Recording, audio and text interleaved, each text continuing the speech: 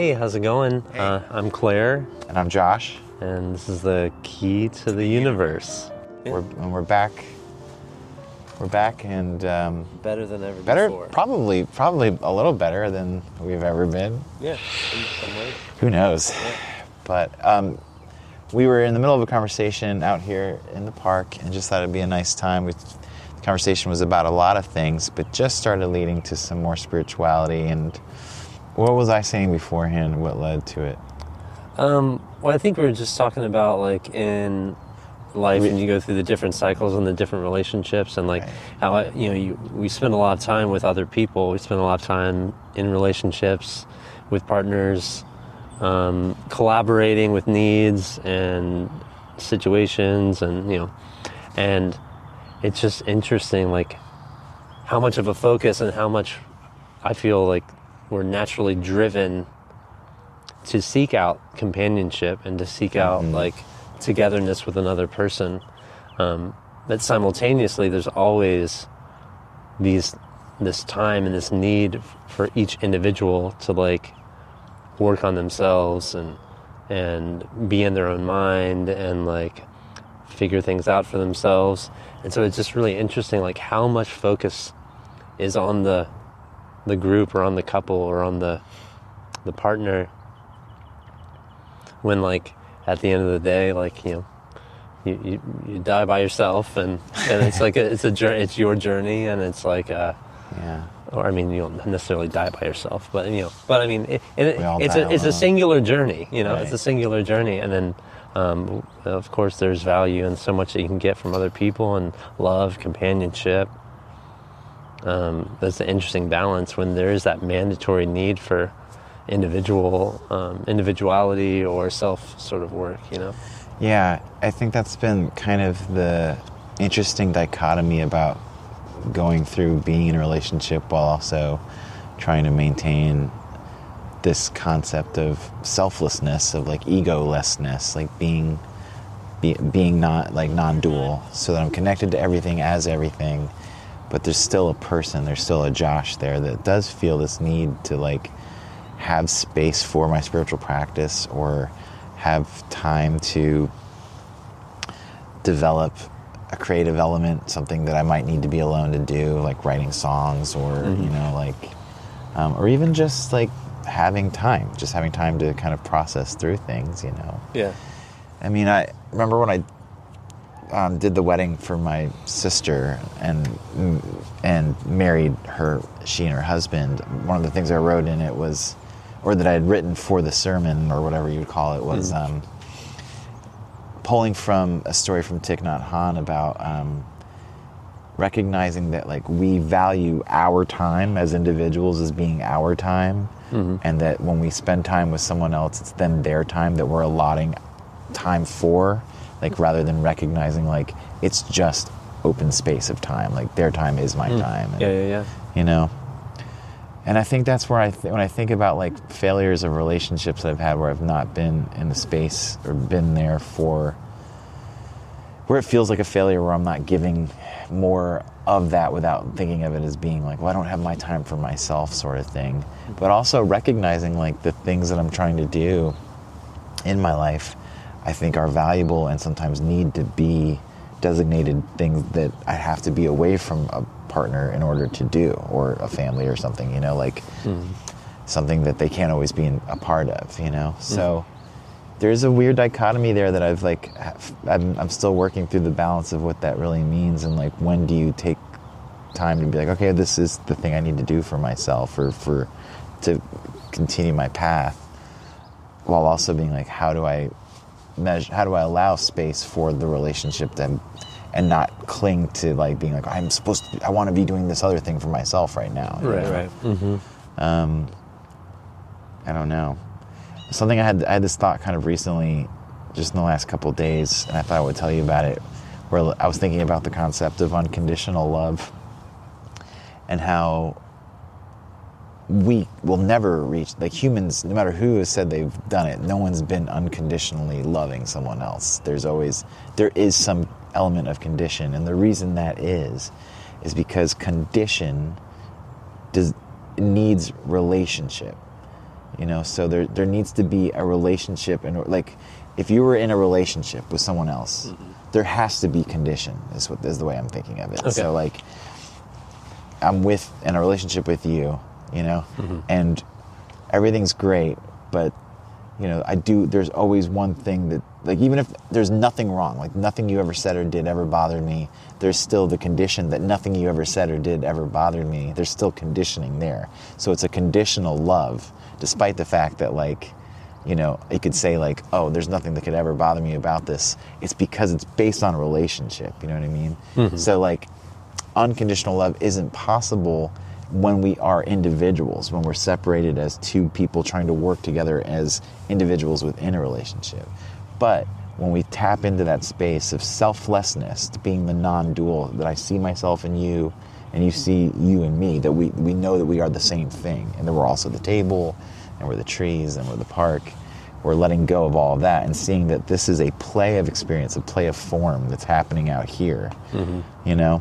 Then that space is that space of like unconditioned love. There's no condition to create relationships. It's beyond bodily condition, beyond physical conditions. It's a space beyond narrative. So in that space, that love is unconditional. You know, that's why God can bestow unconditional love or something, because God doesn't exist within parameters of condition, you know what I mean, of relationship, you know.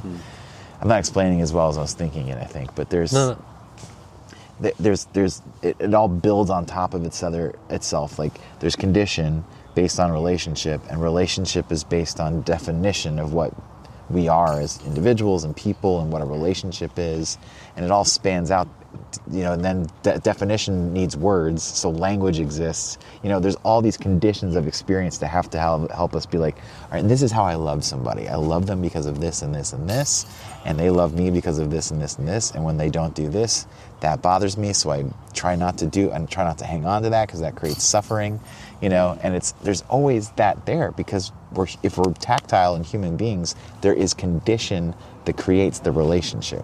You know what I mean? Yeah, I think with the relationship stuff, yeah, there's got to always be a limit to a situation or a condition in which you then, you know, well, I guess that you could still love a person and still tap out of a scenario if it didn't serve you well.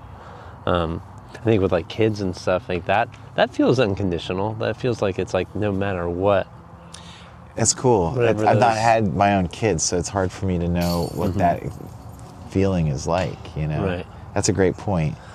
In that instance, it's a different scenario, you know, than like a romantic relationship with other people, you know. Well, let me ask you this, like, if, you know, because I think about in terms of like with my dad, like, I no longer cling to the love he had for me when he was in his body, because it still felt conditioned. Like there was, especially as we become adults, and suddenly there's a development of like a personality and the differences in likes and dislikes, tastes. My dad was very conservative. I'm very liberal. So we had this like pushback on each other all the time from that standpoint. I know for sure that there was a little dwindle, there was a little bit of a dampening of like how my dad felt about me. It wasn't completely like that he loved all of what I was. Yeah, I mean, he may not have been. He loved me. Thrilled with, but you know, either choices or preferences that you may have had, or you know, had over the years, or grown into, whatever it may be. Yeah. But I mean, at the end of the day, like there's zero that you could have done to make him not love you. It's like it's like the parent thing that just locks in. It truly is anything goes. Totally makes sense to me, and what you're saying. I think where maybe the difference is what I'm saying is that this unconditional love has no boundary to it. Like Dad would have loved everything I said about anything, because there was no condition to stop him from doing so. You know, like when your kid acts up or does something crappy, and you get mad about it, like that's not unconditional love. Or you know, maybe it is, but not in the sense of where I'm saying, like where I'm speaking of it, like it is as far as being a human. You're doing the best version of loving that person in that moment as a human being. But beyond your physical body, beyond the self, there's a love that exists that there's nothing you can say or do that isn't even unliked. Right. Because there's no like, there's no love. Right. It's not love in the way we're thinking of it. It's like this beyond word like sense of like you're absolutely perfect in every mistake you make. Right. You know Yeah. what I mean? I mean, I definitely remember. Oh, let's see. Ernest, my neighbor. Hello. Hey, how are you?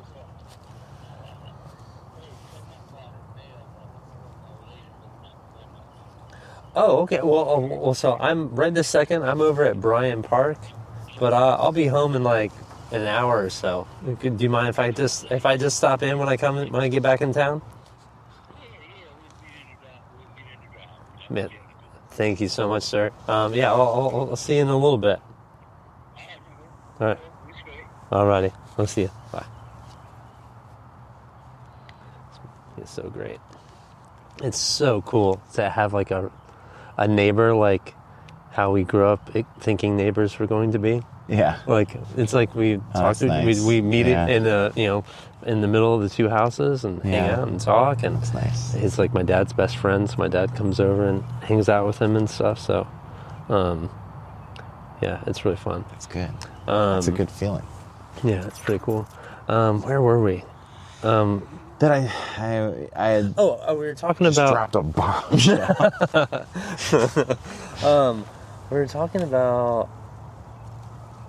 Man, I was about to go off on a run too. I know you had it there. What was it? I was saying that there is that there is no unconditional love, because even within the parameters of like when you love a child, there's still something that you may not like that you might react to that's like gonna, create some element of. To me, it's like when I would piss my dad off, I felt this level of boundary between us because, he couldn't love that thing because his ego wouldn't allow for him to love me beyond that, to love all of it, to love even the thing he disagreed with, you know what I mean?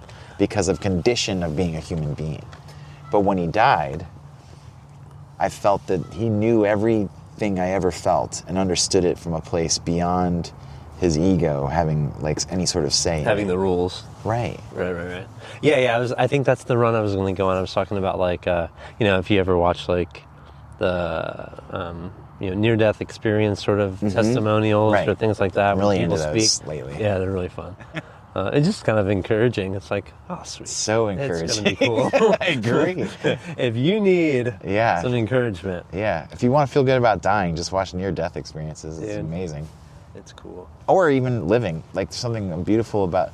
To me, it just real quick, it just points back to the same thing that meditation does, where it's like when I'm sitting in stillness and there's nothing for me to cling to, like that feels like, oh, right. Like I'm letting go of all of it, just constant letting go. And there's just breathing in and out. It's like, oh man, like that's the near, like Duncan Trussell always says that he thinks meditation is training for death, like in that same way, where it's like, it's love, it's compassion, it's peace, it's beyond. So go ahead, what were you going to say about that? Oh yeah, no, it was just like in that, it seems in those accounts that what they speak to experiencing is this like all-enveloping sort of it's like a level in which apparently we as humans do not fully get to experience until that time, Right. and then we remember or return and kind of like, oh yeah, back in the warm bath or something. Right. I don't know. That's interesting. I mean, I have not died, but I've, or come close to death. Yeah. But like, I do think that I'm getting like just the tippy toe of it by doing with meditation. Right. Yeah. Right. Like, there's a bigger thing, or like if I was to maybe like have a psychedelic like experience or something, like that gets you closer to that too. They say, maybe even closer. Yeah. But I died a few times when I was in first an emo born. band. Yeah. I died a few times. That's a good band name. Yeah, I died a few times. Oh, you only died once? I died a few times. I died a few times. Oh, that's ridiculous. No, yeah, Sorry. when I was like,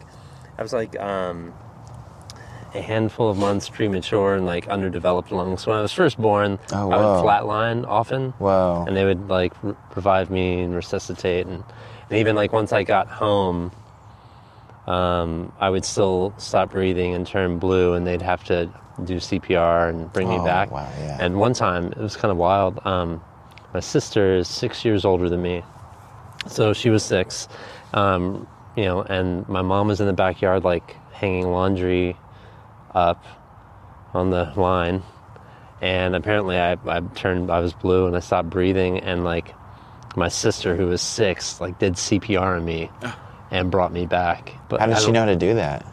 Oh, my mom was a paramedic. Okay. And she was like, really involved in the fire and rescue sort of world. So it was kind of like a prerequisite, like mandatory, like for her kids to That's like insane. understand that stuff. At 6 years old? Yeah. Isn't that wild? Yeah. Thanks, Jen. Thank you, Jen. Do you have any recollection of experiencing anything at that point? How old were you? No, I was just like You were just newborn, or born baby. in the first year or whatever. So you don't remember anything. I don't let remember alone any of dying. it. I had all those chances. I could have done the thing, seen the tunnel, hung out with the people. I mean, there is, I don't remember it. I don't know. Depending on like how you view like what happens, like if you, there's definitely some views that like we choose to come back in again, you know, and like. I was like, come on, I haven't even got started yet. Yeah. But like with all those near-death experiences, they're always saying, like, especially when you're older and as an adult, it's always like they don't want to leave. It's so often like, nope, everyone's like, no, Yeah. I'm not gonna go back. Yeah. And they're like, yeah, you are. You're not done. Yeah, that's. I love that one Ram Dass thing where he's got this friend Emmanuel. Do you know about this story? I'm sure I've mentioned it before. I'm not sure. Go ahead. Who speaks through a transmedium? Like this woman speaks for Emmanuel. And he spent a lot of time, especially like late 80s, early 90s, kind of like speaking with Emmanuel. And he had this one story that he brought up a lot about, like, he's like, Emmanuel, what's death like? Because Emmanuel was coming to us from beyond, like the other realm. Mm-hmm. And Emmanuel would be like, it's like taking off a tight shoe. It's like, it just feels like you've just released all that extra. Taking off a tight shoe. And I've heard that in another near-death experience thing I heard kind of recently. Is it a violin? It's music, yeah. It's coming from she's got like not a violin, it's like a rotating... This is really cool. Yeah. Sorry, we're mid conversation, but that's a great way to get into the next moment. Dying is like taking off a tight shoe. Now let's check out this person play.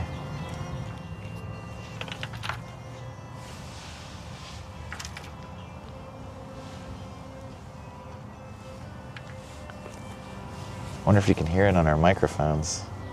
I bet so. Let's just take a moment.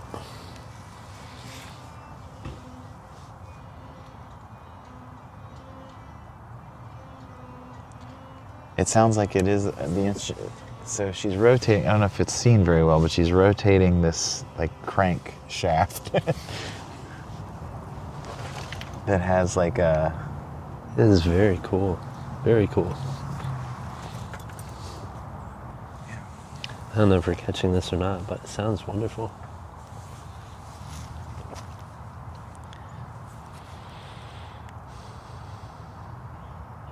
Yeah.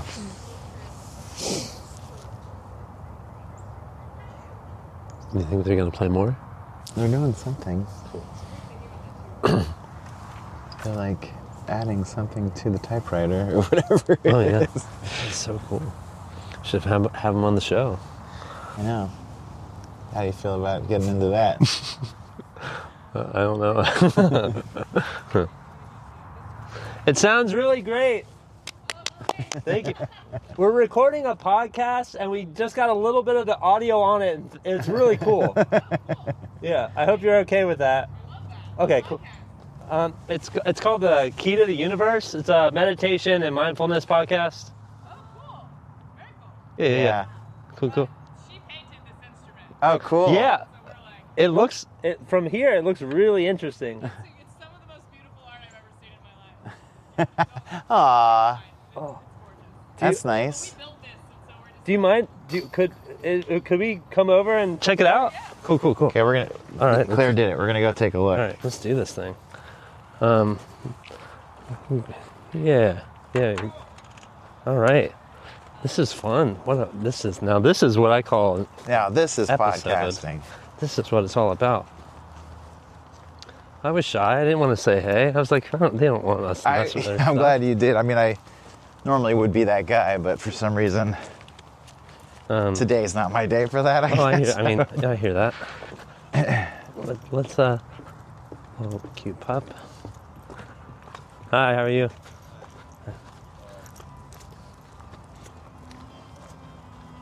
Pretty amazing. This will be cool. Yeah. This instrument looks incredible.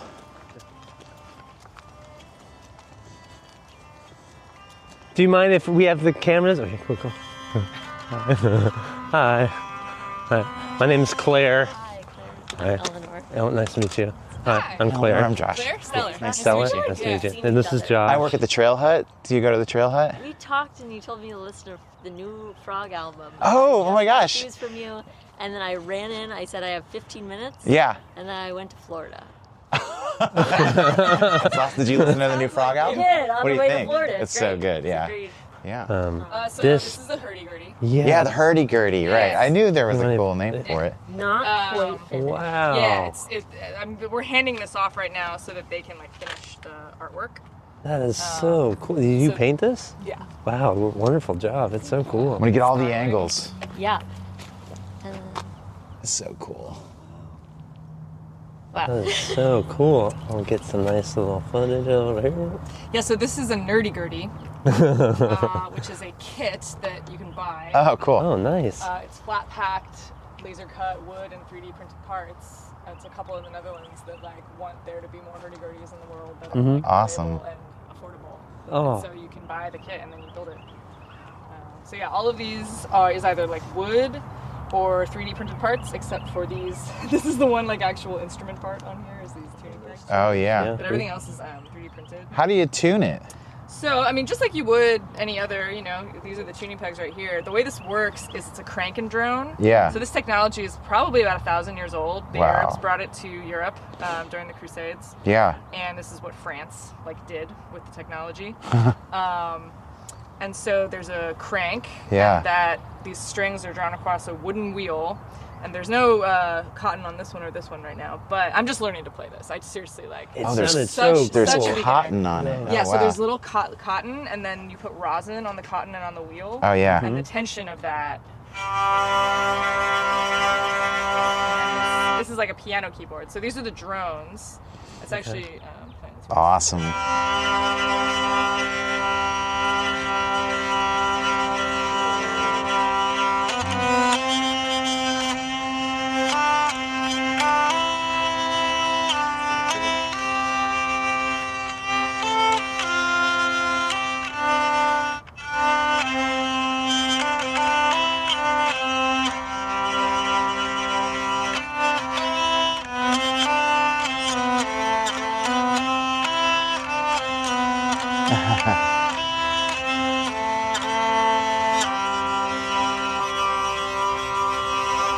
Wait, so you're just Whoa. learning to play? Because it Yeah. sounds That great. sounds Thank you. really Yeah. great. Yeah, I'm That's a musician. beautiful little song you just played, a little that's tune. the Tetris theme song. Oh, Oh, nice. was it really? Yeah. Oh, yeah. It's, Na, na, na, na, na, na, na, na. Yeah, Oh, yeah. yeah. Sweet. Yeah. See, that's why I'm just learning, because if I had been playing for a while, I'd hopefully play real play fast. very, Oh, very fast. Yeah. okay. Yeah. Wow. Well, this And feels that's like the kind of Russian instrument you would need to kind of like ease into each note, sort of. Is that not true? Can you play? Can you There's play it people quickly? Who just go like dun, dun, dun, dun, Oh, like, wow. Oh yeah, there's- no, again, like I thank you for your compliments. Like I Yeah. know it probably sounds lovely, but again, I am like such a beginner. Okay. You should look up like, oh man, what's his name? Guillermo del Toro. Just No. kidding. I'll look him up before once because I kind of Okay. can't move right now. Yeah. But there's some hurdy-gurdy players that are, I mean, just like absolutely killer. Wow. I guess I think of Hurdy-Gurdy. I guess I know that because of Donovan, right? Like Hurdy-Gurdy Man. Yes, Hurdy-gurdy, absolutely. hurdy-gurdy. Yep, that is one of people's. reference. Yeah, okay, right. No, yeah, I think I've heard that song like once. Okay. Because I hadn't heard it before. So Oh. I learned to play the hurdy-gurdy. I wonder if there's a Hurdy-Gurdy on there. There must be. on that song. It would be hilarious if there wasn't. Oh yeah, they're like, he's like, I couldn't find one. Hope there is. There may not be. It's got a droney vibe, but I don't know. I've never paid attention, so No, yeah, you know. who knows? But cool, it's so beautiful. it's And so you did great. the artwork. Could I actually show like the whole thing? Yeah. Yeah, so- please. Yeah. That would make me feel excited. Yeah, well, you've done incredible work. Yeah, let's Oh, and I document can, this I work. can Whoa. tell you about the artwork too. Yeah. Is So- this in light right now? I was Yeah. like, Yeah, no, Oh, turn yeah, it we towards can. the light. Oh, there yeah, we go. great. I'm here. I'm gonna be Oh, actually, it's almost. Too much light? Yeah, let's do. and we're gonna go over here. light. That sounds good. Yeah. There you go. this That's is good. Too much That's good. light, that's- Because it was reflecting there weirdly. It's Taltu, the Irish goddess of farming. Oh, cool. She taught the Irish people how to farm, but she also was struck down by her own chopping down of trees and taking too much from the land. Whoa. Too hard. Trees had something to say about it. They did, yeah. The earth itself. Mm-hmm. It turns out you can't be a goddess of the earth and screw up the balance. Too many trees. And then There's this someone guy, hiding back here. Yeah. Yeah, this guy I love dearly. This is Strömkarlen, I think. Näcken in Swedish. So he is a water spirit. He lives in a waterfall. And he's a master fiddler player. A lot of the great Scandinavian fiddlers are said to have been taught by him. And if you want to learn to play the fiddle, and you bring him the correct offering on the correct day. A goat is recommended. Yes, a goat is recommended. I believe the correct day is either Wednesday or Thursday. And you put it in the correct spot and you turn it in the proper direction and he's pleased, he will teach you to play the fiddle. That's awesome. My favorite thing about him is that if you screw it up and you like come on the wrong day or offer him the wrong thing or something, he's not gonna like get mad. He's not gonna like kill you or like take Pretty your soul. easygoing. He's pretty easygoing. He's just only gonna teach you how to tune the fiddle. So you will forevermore when it's- have a beautifully tuned fiddle that you cannot play. You get in what Oh you my you God, get out that's what you amazing. put in No, or whatever. yeah, Yeah. And you did all the painting That for is this? all Ellinor's artwork. I Great job. painted this. Oh, hey, great job. Nice. That's beautiful. You, And this. I painted this. Oh, yeah. This is a little Aquarius. I saw, yeah. Oh, Aquarius. Yeah. Okay, yeah, I saw that pouring in. Watermelon Oh my for God. Palestine. Do you do other Oh, cool. painting? Yeah. Where could people find your work? Oh boy. Right now, I'm just also going to show off this because Yeah. Oh. Abolition Dragon. and this is the Leviathan. So Wow, so cool. So great. Wonderful job. where Jeez. can you find my art? You can go on my Instagram, which is Ellanor Applecore. Ellanor spelled with 2 L's. Okay. And also, I have a public art piece that's at Alice Fitz Community Garden, and so the shed and shelter there are all built by hand by me. Wow. Wow. Sweet. I learned construction. Yeah. And now I work at a flower farm, which is why my hands look like this. Those are real hands Flowers that do and real work. artists. Yeah. The hands- I was going to ask you about your hands, but I didn't want to leave you alone. You know, like, I didn't want to Oh, get you- pride. No, I'm just kidding. Oh, okay. I was like, I was like, well, you could tell. Not from a distance. I Oh, also am gonna be, having a studio soon and taking more commissions and having that be a more regular. Great. oh, sweet. Oh, and I illustrated the cover of Southern Exposure. Last Yeah, you year. did. Oh. Wow. Y'all need to look it up. Okay. Yeah. Just- We'll Yeah, look that up, we and will. we'll throw up like your all the info so people can find your stuff. Yeah, And wow, yeah. I mean, thank you for Yeah. one coming here and playing this amazing instrument and letting us kind of talk to you about it. Of This is really course, cool. That was very cool. I just saw a hurdy-gurdy in real life. My first hurdy-gurdy. It didn't really even hurt that bad.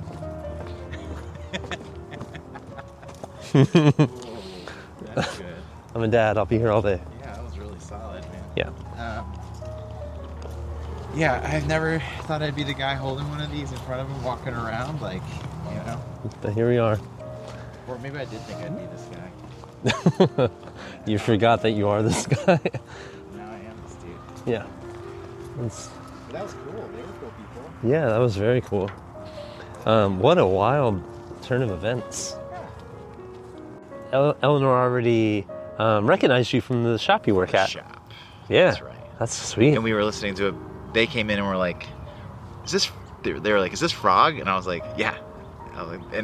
Frog's a band I love right now, but it's funny because pretty like small audience. I feel like there's not a ton of people. They're from New York, upstate New York, or yeah, they're from upstate, but they live in the city. Is that FROG? FROG. Great band, a lot of fun. And they were like, "Oh," I was like, "Yeah, this is the new Frog record. You should check it out." The new Frog? Listen to it on their way to Florida. What? Florida? You love Florida. I do. No. Yeah, I did 5 years in Orlando. Did you have a Parks Pass? I did not. Did you ever go? I was really weird with my time in Orlando. I was so adamant that I didn't want to end up being stuck in Orlando that I almost kind of refused to learn Orlando like I should have. Like it was like an active choice to try to not learn the streets. Like it's like I don't need to learn the streets. I'm not going to be here very long.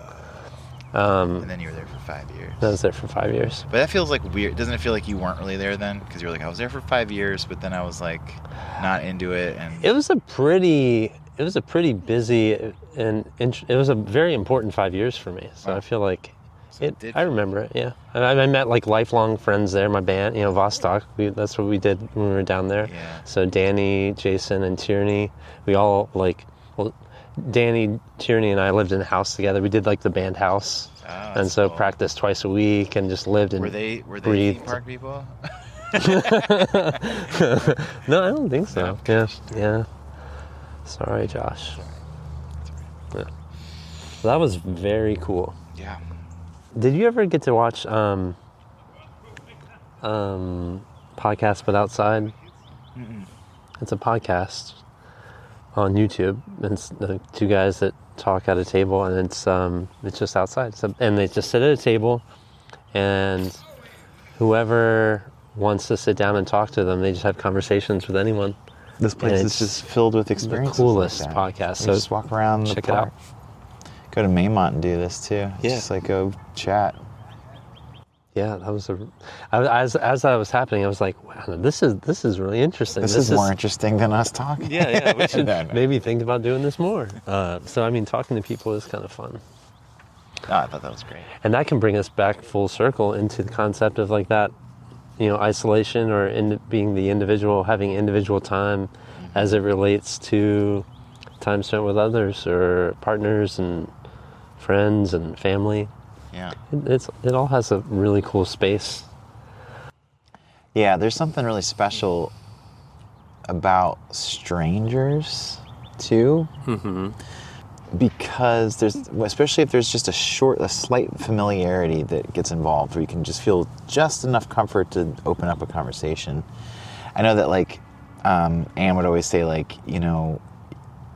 that I maybe make people feel uncomfortable because I'm very friendly, like even in like a drive-through or something. I'm like, "How's your day going?" Mm-hmm. And she's like, "I think people think you're being sarcastic." Like when I would be like, "Hey, how's it going? You having a good day or whatever?" Like. Mm-hmm. Like there's a suspicious feeling about that. Like, what's he gonna do? Because people just don't do that anymore. Mm-hmm. But I'm genuinely like trying to share like a compassionate word with them. Like, oh, I hope everything goes great today. Or like, I hope. Yeah, I do the same thing. It's just like I want. If you have a moment to talk to someone, or if someone is ringing you up at the store, it's like, why not? Why not? Yeah. Like, why not say the nice thing? Why not like be interested and like say hey and mean it, or say have a nice day and mean it, or say how's your day going? I don't know. I mean, I don't know. Some people aren't interested in that sort of interaction. They're just at work and they just want you to get out of their face. That's the other thing is like sometimes just like please just let me like not have to talk to you. Yeah. Yeah. And I do feel bad sometimes. I get that a lot. But I hope that like at least at the end I'm like, man, I hope you have a great day, or like, because I'll throw things out like, what time are you done? Mm-hmm. Like if they're working and they'll be like, huh? I'm like, what time, you closing out tonight? And they're like, yeah, or whatever. Mm-hmm. And it's like, man, I hope it goes really fast, or like, right. Or I hope that you can enjoy some element of tonight or something. Like if you're working at a grocery store or something, like, I hope something great. I have the sticker on the back of my car that says like, I hope something good happens to you today. That's nice. Just like doesn't cost you anything. It doesn't take that much energy, especially if you're like neutrally like in an okay place yourself, to throw out like a positive vibe at somebody. Like, Yeah. sometimes at the store, people come. Well, someone will say something about themselves. It happens a lot where people say something negative about themselves, and I'd be like, no. I was like, you are absolutely perfect, exactly how you are right now. Just know that, And they'll be like, okay, Okay, weirdo. But I'm like, it's like even if it's intense and it feels like nerdy or something, like I don't care, It's like I'm just gonna put it out there because it would be nice. It's nice to hear those things. And a stranger, you have there's no condition. There's less conditioning happening there in order for you to be unconditionally loving somebody, like there's less of like a thing to create a boundary or border. So like that's you another don't example require of anything in return. Right, nothing needs to come back. Yeah. There was a story that Joseph Goldstein would tell about like when he was in India, and there would be kids would come up and beg for food or money and stuff, and it happens so often that eventually you just kind of don't do anything. You're just like, nope, leave me alone, sort of thing. And maybe right off the bat you have to do that. And he says he remembers one time he had a banana or an orange or something on him, and a kid came up and asked for it, and he handed the kid the orange, and the kid just ran off. And he said, of course in his mind he immediately was like, no, thank you. You're not going to say thank you. Like I get nothing for it, And then he realized there was a sudden like awareness because he's also a Buddhist teacher, and he realized like, catch yourself like needing some sort of thanks, like the desire of needing some sort of response for your kindness rather than just being the selfless space that allows for that kindness to exude, you know what I mean? And I love that, because it happens all the time, Any sort of, the sense of like needing to be recognized for a good deed or for doing the right thing rather than being like, that is the work itself. Nothing else really needs to be there. There's like this Always Sunny in Philadelphia episode that I watched recently where they were like, they were saying something about not being racist. Like one of them was like, no, see how I like wasn't being racist there? And people just, yep, I remember what episode it was. They have a black actor come on to play a black actor in a movie that they're doing rather than doing blackface in the movie, which is what they did. It's a Lethal Weapon movies, like earlier on in the series, and It's Always Sunny. They had 2 episodes where characters were painted in blackface. And like, so, as time went on, this show's been on, they're the longest running sitcom on television. Really? Yeah. It's been on for like 17 seasons or something now. It's crazy. So like in later episodes, like they really start to like realize, whoa, okay, we made some major mistakes. So they have a new Lethal Weapon episode where they're like, we're not going to play the Lethal Weapon characters and do blackface. Like we'll hire on black actors to play the black characters in the movie. And so they're like looking for someone to, like when they tell them like, you'll be the black actor in the movie, and they're like, okay, and then they're waiting. You can see the other character waiting. He's like, I thought you were gonna like applaud me or thank me for not being racist. Like this, like waiting for someone to recognize it. Like, award? Don't I get an award for not being racist? It's great. It's such a great example of like that people, have that sense of like needing to be like, given some accolade for purely being good at heart. You know what I mean? Like unbelievable. Just do it. Anyway, that was a long way to go. I bet you got scared for a second there. I was going around the post to get to that one. Like, I'm going to get a little treacherous, But it's not my work. I didn't do it. Yeah. I didn't do it. Anyway.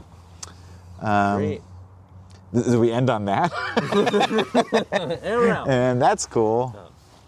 Everything was great with the episode until Josh started talking about blackface. I started talking about racism, and things got a little strange. No, that never liked it. Never cared for it myself. Not cool. No. Fuck that. Yeah, fuck that. But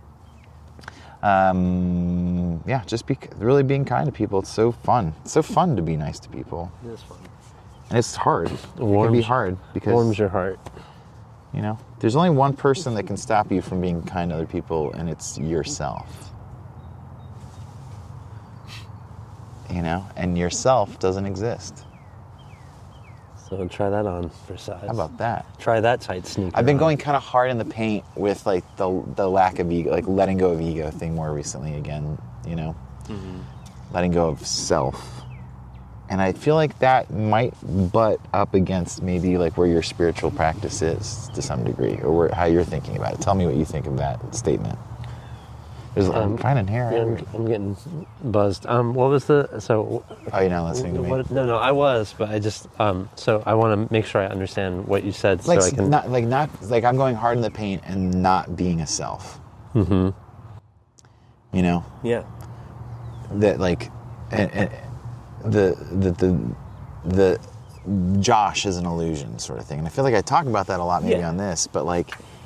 Sometimes in the meditation group, I don't go that hard on it. It's more about like just like compassion and self-compassion and recognizing trauma and letting go of those things in a place of like love, you know? Mm-hmm.